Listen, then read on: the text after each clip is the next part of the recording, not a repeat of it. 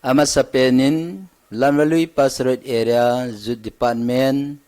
Togun visual album sim do ding chungchang thua holim thea kamjin pa pathin thangwa na kapi nei hechi keset hungki gun lon na chamchan kaga sei do nomin area sunga la compose anakibol izanham khatta anamtan area kwer ho in khatwe niwe asa anung abana sa do lowa hi Youth Department ten phamo akisa in yechun hechi kesena sim do hop thanga mitam tain pathin hopi na achan the na ding le pathin lopi na phone do am the na ding in angai ho zo se ding le aza ho zo se dinga man cha pha